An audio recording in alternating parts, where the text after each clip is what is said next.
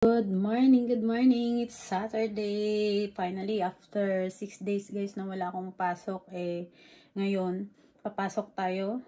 11 AM yung pasok natin ngayon guys. Kaya nagising ako ng maaga.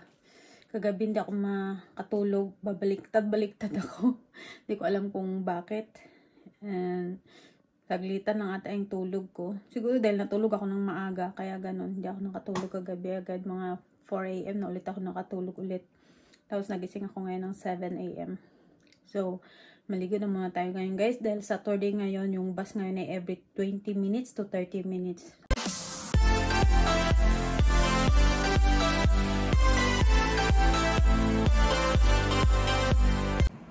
So, nandito na ako ngayon guys. Nag-aabang ako guys ng bus. 9:19 pa yung bus darating. Hindi ko lang sure kung yung bus na to delay ulit. Kasi ngayon Saturday, pero nakita ko dun sa schedule is 9:30. Sana maaga dumating yung bus ngayon. Naantay ko na lang. Ngayon yung panahon. Malamig. Ngayon, malungkot ngayon yung panahon guys. Walang ngayon. Walang araw. Kaya, malamig-lamig. Tingnan niyo yung panahon. Na ngayon? 9:15. Pero yung panahon, parang magkagabi na. Maganda naman to yung nila, yung silungan. Pag pumasok ka dyan, parang waiting shed nila. Yan. Pag pumasok ka dyan, hindi mo maramdaman yung lamig. Kaya pasok tayo. Yan, no smoking. Pero pag nandito ka sa loob, hindi mo mapipil yung hangin ba, yung lamig. Para talaga ito, in case na may snow, ayan, may masilungan tayo. Bye, Doggy! Doggy from Dubai! Bye-bye! Bus is coming. Buti hindi late. On time yung bus, guys.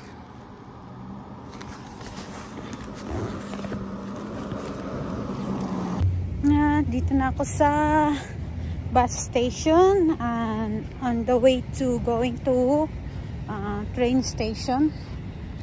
Masyadong maaga tayo ngayon.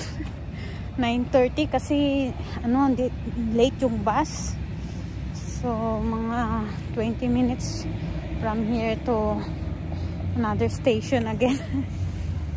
Kaya tayo ngayon guys. Maaga-aga. May train na kaagad dyan. Train na kaagad.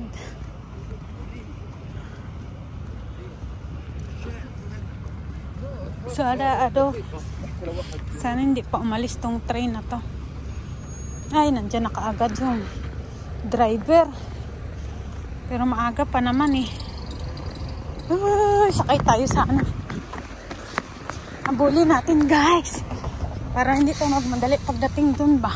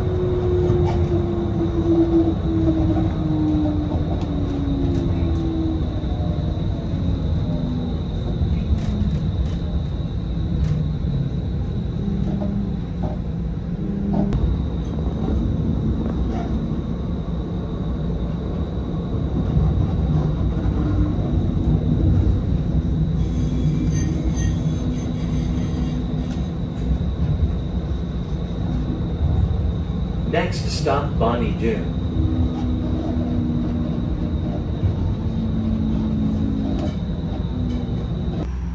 Guys, nandito na tayo ngayon sa station 5 station. So, mag-walking na lang tayo papunta doon sa kasi yung bus ngayon medyo late. Nag-jacket ako kasi malamig. Nilalamig ako. So, maaga 10 AM na. So, yung bus naantayin ko na naman, mag-antay na naman ako ng another bus. So ngayon dahil Saturday, matagal yung bus dumating. Minsan delay, mostly talaga itong bus na to, ditong side na to laging delay. So ang gagawin ko na lang maglakad, kasi 4 na station lang naman 4 or 3 station ganyan, malapit lang naman siya guys. So maglalakad na lang tayo. Yan, nagtatanim sila na ganito, mga tanim. Ayan, may palatandaan na bagong tanim. Diba ang galing? Ayan, tawid tayo. Tawid tayo. Masyado pang maaga kaya huwag tayo magmadali. Chin! Ito yung isang station. Mga 2 station pa guys. 1, 2. Yeah. Tapos bago ako makarating doon. So antay-antay, maglakad na lang tayo para exercise kasi alas 10 pa lang 11 pa yung pasok ko. So maglakad na lang muna tayo para exercise. Maaga tayo ng 1 hour. Kaya maglakad tayo. Kasi kung antayin ko yung kasunod na bus, masyadong late na, tatakbo-takbo na naman ako. Buti na yung 1 hour early. At least tulad niya, maglalakad ako. Mga 15 minutes walk lang naman to. So kaya darating ako doon mga 10-15 ganyan, depende sa lakad. Kaya okay lang. Ayan, tawid na kami para kaming namamasyal sa park. Dandaan ng lakad. Tapos na kaming mag-duty, tapos na yung work namin guys. Naglakad lang kami pa uwi. Ano ngayon dito, 7 PM. Gabi na, pero maliwanag pa rin. Naglalakad na kami pa uwi. Grabe. Kain ako ng sundae. Tantanggal, antok na ako eh. Yung kasama ko nagtakbo-takbo na. What time now? 7:30.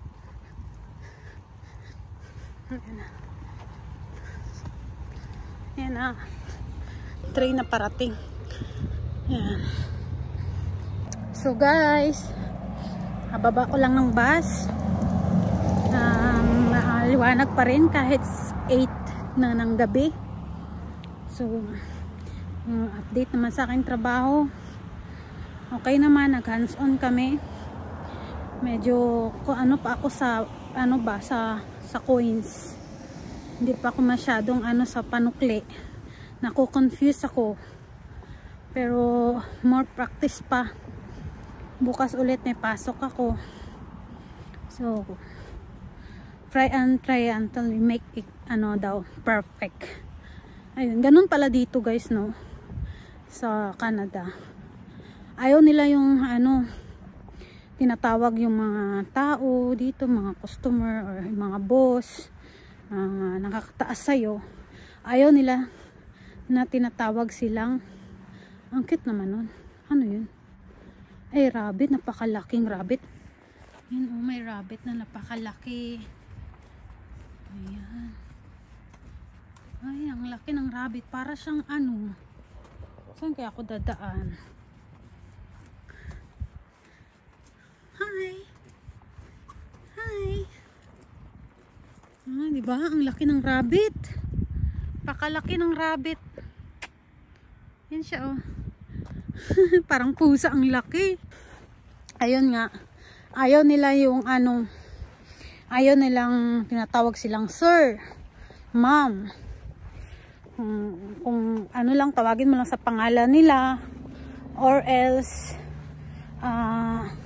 pag nag-receive ka ng mga nila kakainin, order, di mo na kailangang mag sir or ma'am, kasi nga daw avoid ka sa mga nila, yung sa gender ba, baka mamaya mag sir ka dyan, babae pala yun, yung iba, diba, yun ang iniiwasan.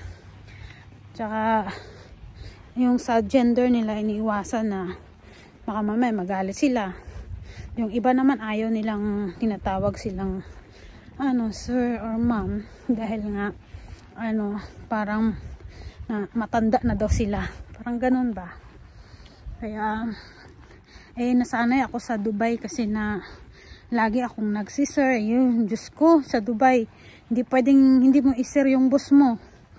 Wala kang hambayin sa'yo, wala kang respeto. Ganun sila kamata pobre. Pero dito guys, sa Canada, pantay talaga dito yung mga touring at mga bawat isa.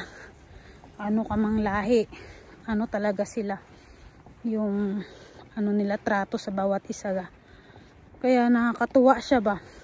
Dun sa Dubai, dun ako, yung experience ko kasi, dun Diyos ko napakahirap.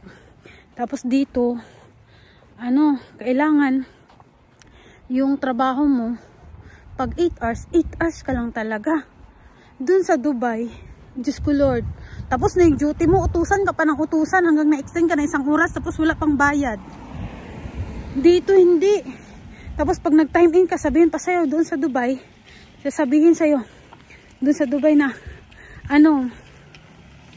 sabihin pa sa'yo na magagahan mo 30 minutes early, dapat dumating ka na kaagad sa trabaho, sa office. Samantalang dito guys, oh my god, dito hindi mo kailangan dumating ka man ng maaga, hindi ka pa rin pwedeng hindi ka pwedeng mag time in. Ayun na nga. Tapos sa Dubai, hindi mo sila tawaging sir or madam. Pati yung mga anak nila, pero yung mga anak nila hindi ko naman natatawag, pero yung pinaka-boss talaga kailangan sir, madam. Diyos ko Lord, kailangan sambahin mo talaga sila ba. Dito sa Canada, hindi mo kailangan na pantay talaga dito, grabe. Na talaga, kaya lang nadadala ko yung culture doon sa Dubai, yung galing Dubai, nadadala ko siya dito. Kaya hindi ko iwasan ko magtawag ng sir, madam, ma'am. Napapatawag talaga ako. Pero okay naman daw na tumawag. Kaya lang may mga iba talagang na nagagalit. Katulad yung mga boss dito. Ayaw nila yung tinatawag silang mga sir, ma'am, boss, mga ganyan. Ayaw nila yan. Sa pangalan lang sila gusto nilang tawagin sila. Ganon dito sa Canada. Kahit lahat ng lahi, pantay-pantay talaga sila. Ayaw nilang tinatawag sila ng ganon. Kaya nakakatuwa na guys. Kaya ngayon guys, sa sobrang ko sa trabaho, natakot akong malate. Kasi dito, talaga dito, importante talaga dito yung oras. Ngayon ko lang na time is gold talaga dito. Kailangan pag time mo nang pasok ng 11, kailangan 11 mag-time in ka na. Pag time out mo, kailangan time out ka na rin. Kasi nga, bilang yung oras. Ay, Diyos ko Lord, sa Dubai, minsan, tatrabaho ka kahit tapos pag, kahit sa bahay ka, walang bayad. Mag-work from home, walang bayad. Dito, kahit magtrabaho ka sa bahay, may bayad. Basta approve ng company nga, work from home ka, okay, sa bahay ka. Ganun sana din. Kaya, marami talagang, kailangan kong i-adjust. Kasi, iba talaga yung sa Dubai yung, siyempre matagal naman tayo guys sa Dubai nagstay. So, yung culture doon na experience ko kumbaga doon sa Dubai, nadadala ko dito. Yung paano magrespeto, hindi pala pwedeng yung kahit nasa tama ka na magpakumbaba ka pa. Hindi. Kailangan ipaglaban mo yung tama mo. Ganon. Doon sa Dubai, laki talagang difference. Pag sa Dubai, pag kinalaban mo, pinaglaban mo, karapatan mo, matatanggal ka sa trabaho. Hindi pwedeng ganon sa Dubai. Dito, hindi pwede. Kailangan pag nasa tama ka. Tsaka dito, respect ang bawat isa sa trabaho. Walang mataas-taas o walang kahit manager yan, nagtatrabaho talaga. Wala yung doon sa Dubai. Pag manager ka, upo ka lang dyan. Mga ganyan, yung iba. Dito, tapos, kailangan sir at madam tawag. Dito, hindi. Kaya, nakakatuwa. Dito yung 8 hours duty. Eksakto talaga 8 hours. Pero, may 30 minutes kaming break. Kasama na yun sa 8 hours. So, 7 hours and a half lang aming duty. So, diba, nakakatuwa. Kaya ngayon guys, sobrang pagod talaga ako ngayong araw na to. Marami pa akong dapat pag-aralan, lalo na sa mga sa pag-ano nila sa panunukli, kasi nga yung pera nila, nako-confuse pa ako sa coins, hindi sa notes, sa coins. Yun, tsaka sa mga pagkain, kasi may mga ayun.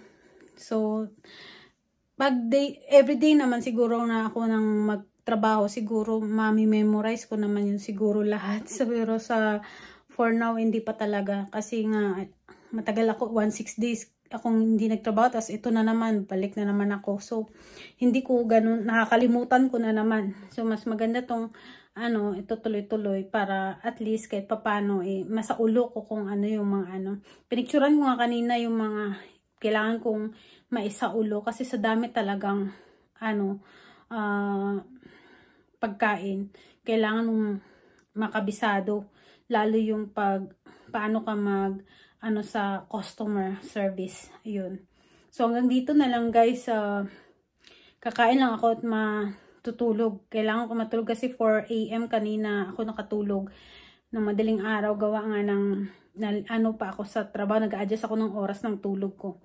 So medyo antok na antok din ako. Tsaka nagsama yung antok tsaka pagod. Kaya ngayon kakain ako ng maaga at matutulog guys. So thank you guys. Bye!